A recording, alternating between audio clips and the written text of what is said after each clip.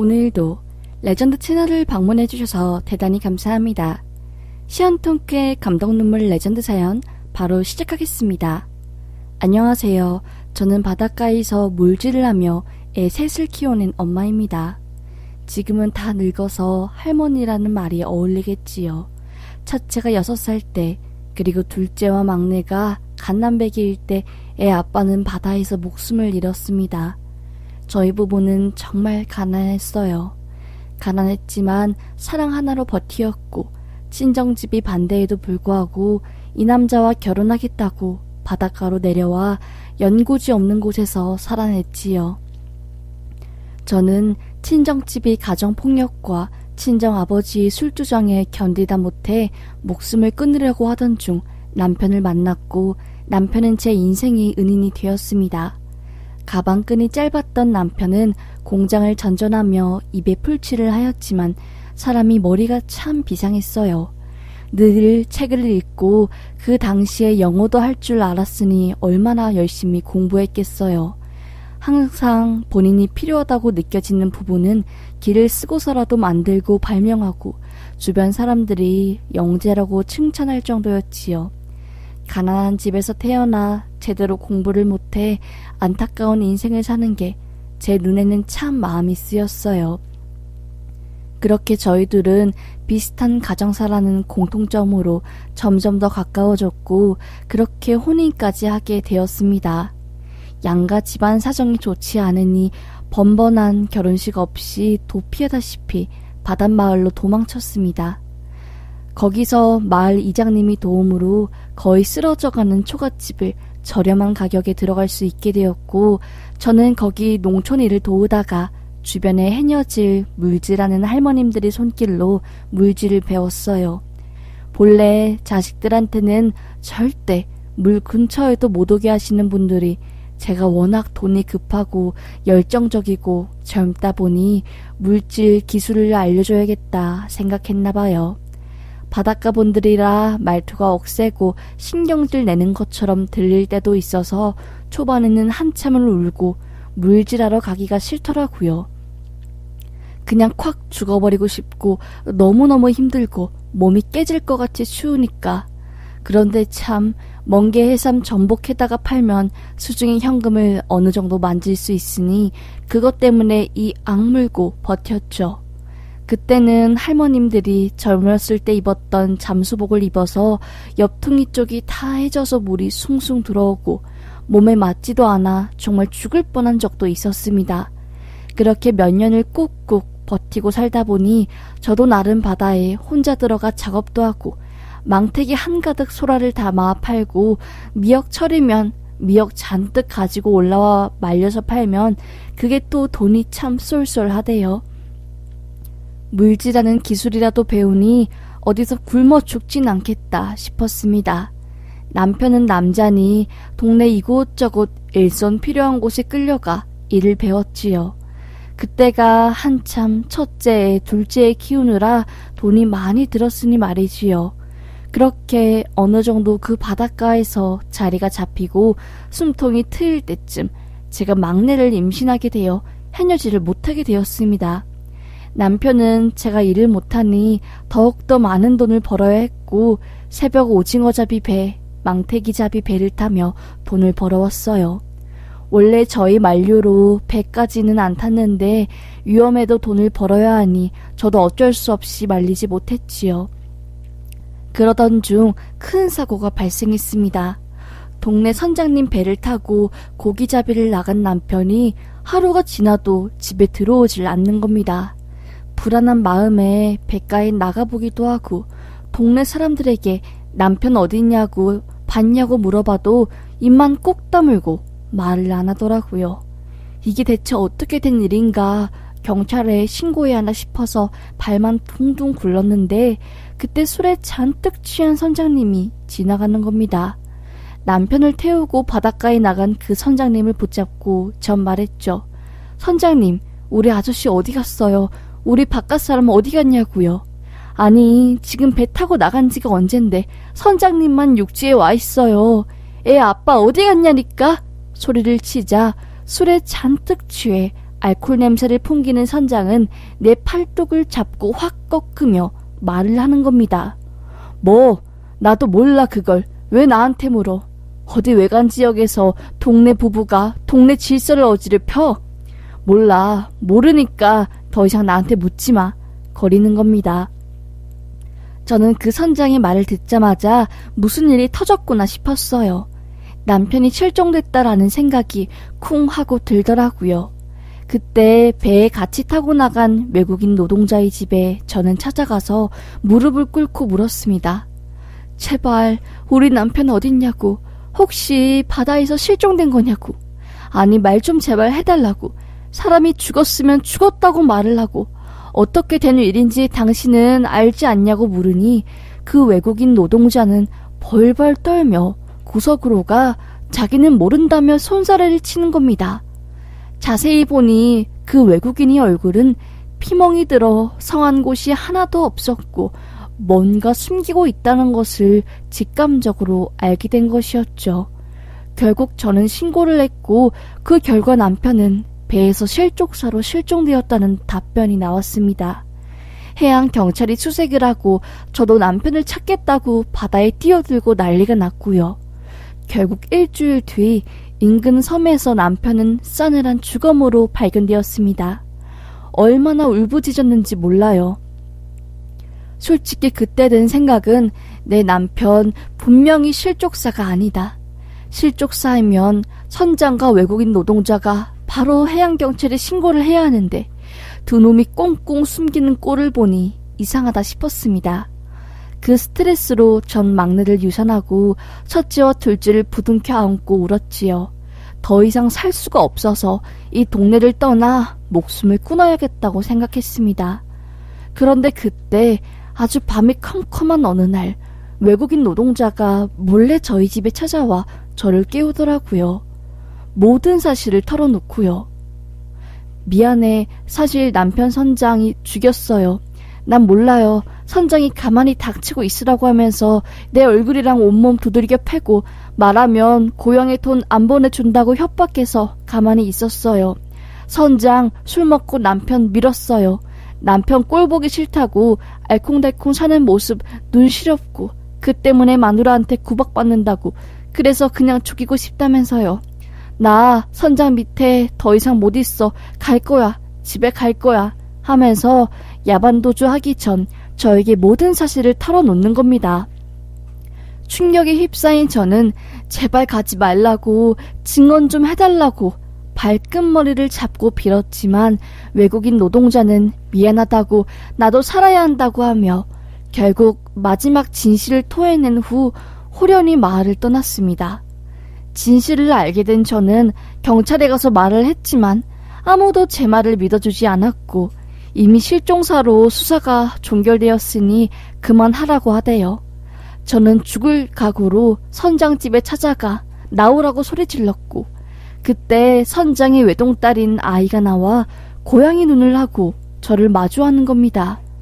내 남편을 죽인 선장이 딸이니 마찬가지로 같이 죽이고 싶더라고요. 그냥 악마의 자식 그 이상이야도 아니었습니다. 내 남편은 죽고 나는 가난에 허덕이는데 선장네는 아무 벌도 안 받고 자식 고가옷 입히며 공주처럼 키우는 게 화가 났고 집 안에서 술에 쩔어 나오는 선장을 보는 순간 달려가 멱살을 잡았죠. 내 남편 죽인 거 다 안다고 빨리 자수하러 가자고 멱살을 잡고 질질 끄는 순간 그 선장은 마당에 있던 호미갈퀴를 집어 제 눈을 베었습니다. 순간적으로 눈을 감은 저는 오른쪽 눈에 대각선으로 큰 상처가 났고 피가 줄줄 났습니다. 선장 딸 애는 엉엉 울고 애 엄마가 나와 이게 뭐하는 짓이냐고 선장을 잡는 순간 일은 일단락 되었지요. 그때 저는 말했죠. 선장에게 언젠간 죽어서라도 복수할 거라고 기다리라고 하면서요. 그렇게 저는 오른쪽 눈에 대각선으로 큰 흉터를 남긴 채 그 마을을 떠나 다른 바닷가, 육지를 떠나 섬으로 나갔습니다. 또 다시 저의 외지 생활이 시작된 거였지요. 아들 둘을 데리고 제주 섬 외지에서 살 생각을 하니 깝깝했지만 그래도 죽으라는 법은 없는지 예전에 해녀 생활을 했다는 사실을 듣고 그 동네 해녀들께서 저를 챙겨주고 같이 물질하러 가주셨습니다. 아들들은 참 착하게도 엄마가 물질하러 가는 동안 지들끼리 책도 읽고 공부도 하면서 잘 커주었어요. 아빠를 닮아서 애들이 책 읽는 것도 좋아하고 머리가 정말로 참 비상했지요. 너무너무 고마웠습니다. 아빠를 쏙 빼닮으니 더 애틋했지요. 네 아빠는 돈이 없어서 그 좋은 머리로 공부를 못하고 공장을 전전했는데 니네는 내가 죽는 한이 있더라도 물질에서 공부 뒷바라지 해줄 거니까 무조건 공부해라 하면서요. 공부 못하면 그런 말도 안 했겠지요. 하지만 시험 보는 촉촉 전교 1등을 하니 공부 쪽으로 나가야 한다고 저는 생각해서 지원을 해주었습니다. 물질을 하면서 아들 2명 키우는 게 보통 일이 아니었어요. 유산한 이유로 뼈 마디마디가 시렵고 시큰한데 얼음장 같은 바다에 들어가 숨을 참고 전복 따고 멍게 소라 따오면 정말 온몸이 아팠지요. 하지만 철 좋은 날 그렇게 한참 일하고 내다 팔면 그래도 한 달에 못해도 몇백은 벌었으니 그만둘 수 없었습니다. 그래도 여자가 다른 일을 해서 이만큼 돈 벌 수 없으니 저는 기회다 생각하고 그 누구보다 열심히 물질했지요. 하루는 산소 부족으로 바닷속에서 정신을 순간적으로 잃었는데 그때 물살도 강해서 완전히 죽음이 코앞에까지 다가온 적도 있었어요. 나 이제 죽는구나. 우리 애들은 어떡하지? 하는 순간 눈앞에 죽은 남편이 나타나 제 볼을 어루만지면서 올라가자 하는 겁니다. 정말 말도 안 되게 그 순간 저는 정신을 차렸고 물살도 멈추고 제 몸이 위로 쑥 올라가더라고요. 아마 그때 온 몸에 힘이 빠져서 수면으로 올라갈 수 있었던 것 같습니다. 그렇게 물 위로 올라가자 배 안에서 기다린 사람들이 화들짝 놀라며 한참을 찾았다고 하며 저를 끌어올리고 막 다리를 주무르고 체온을 높이려고 하더라고요. 참 그때 죽을 뻔했는데 남편이 눈앞에 나타나 저를 살렸죠. 하여튼 이런 일 저런 일 다 겪으며 결국 아들 2 전부 대학에 보냈습니다.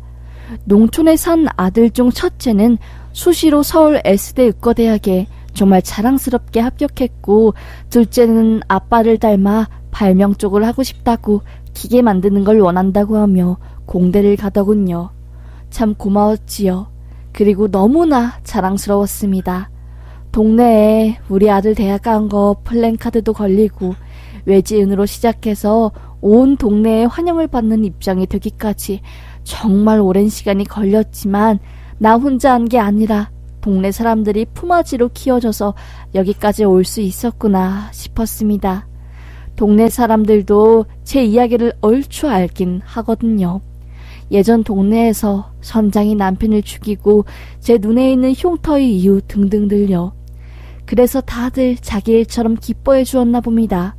그렇게 서울로 올라가 의대를 다니고 있던 아들이 졸업을 하고 병원 레지던트까지 마친 후 전문의 자격을 따 종합병원에 취업할 때쯤 제가 사는 동네로 여자를 한 명 데리고 온 겁니다.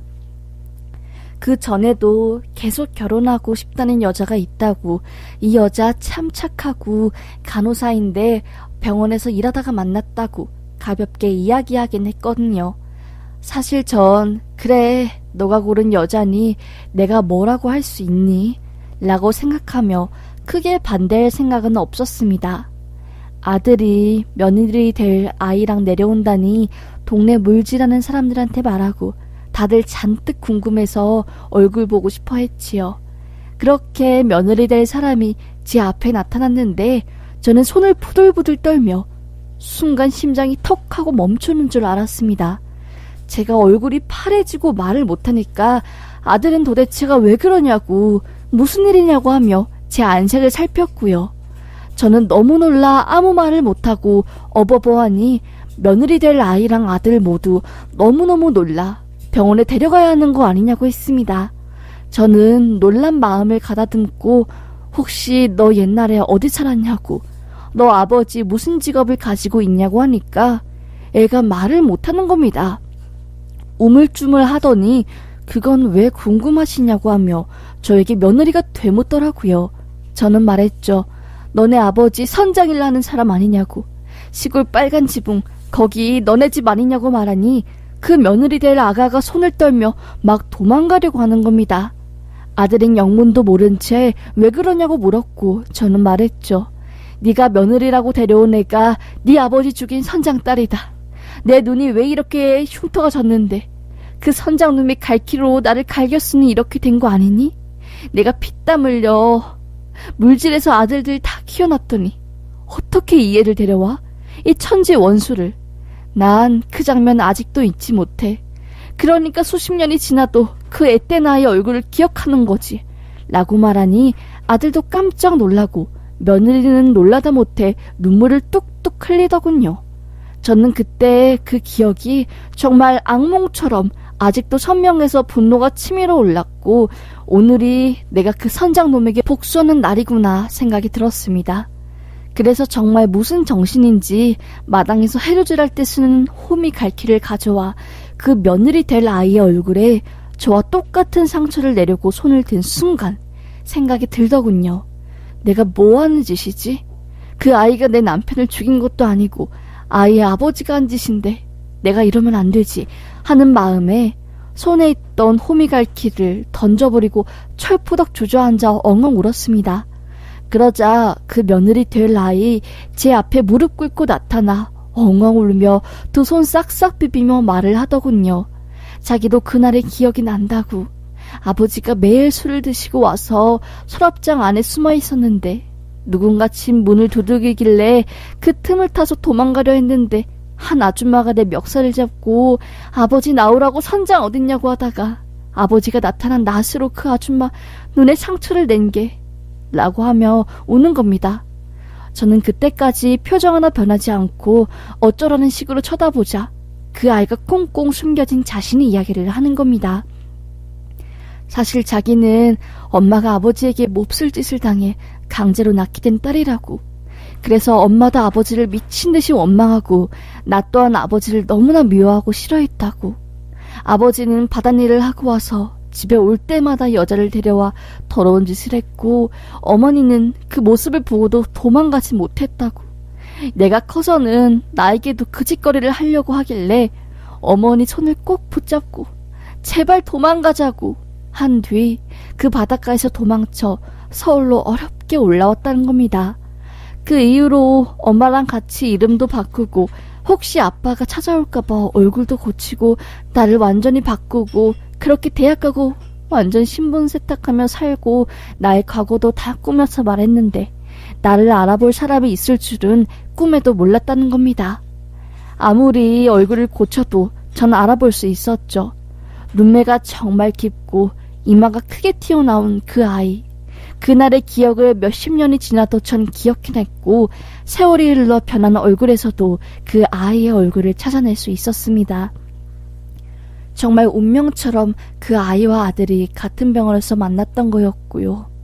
아들이 워낙 어릴 때 살아서 아들은 그때의 기억이 없었고 그 여자아이 또한 자신이 과거를 숨겼기에 그 둘은 꿈에도 몰랐겠지요. 하지만 저는 아이의 속사정을 들으니 아이 또한 나와 같은 피해자구나 라는 생각에 마음이 미어졌습니다. 아이를 미워할 게 아니라 보듬어주고 며느리 될 아이의 미래를 빌어주는 게 나의 마지막 복수구나.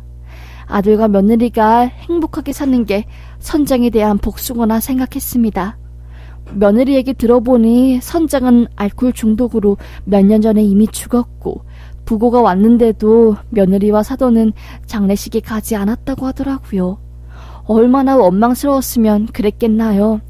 저는 그래서 며느리 될 아이의 손을 꼭 잡고 말했죠. 내가 다 용서할게. 아니 용서할 것도 없지 않니?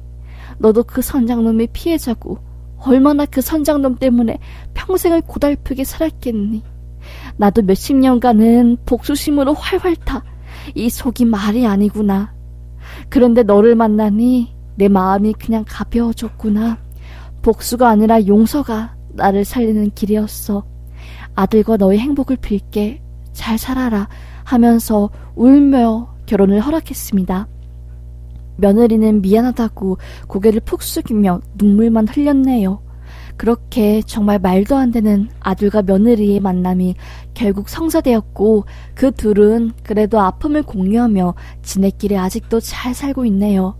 처음엔 며느리의 얼굴을 보는 게 참 고통스럽고 완전한 용서가 안 되었지만 세월이 흐른 지금은 같은 상처를 안고 있어서 그런지 마음도 잘 통하고 오히려 정말 가족보다 더 가족 같은 며느리가 되었습니다. 평생을 물질하며 살다 보니 이제는 인생을 달궈냈다 생각했는데 꼭 그런 건 아닌 것 같네요. 아직도 쉰을 훌쩍 넘은 채가 자기 전 눈물을 흘리고 남편이 그리운 걸 보니요. 그래도 아들들 다 잘 키우고 그 선장놈도 벌받아 세상을 떠났으니 이제 전 제 할 일 다 한 듯 싶습니다. 남은 인생은 그저 용서 그리고 감사뿐이네요. 참 세상이 쉽지 않지만 그렇다고 해서 포기할 것만도 아닌 것 같습니다. 앞으로 힘내며 살려고요. 그럼 제 이야기 들어주셔서 감사합니다.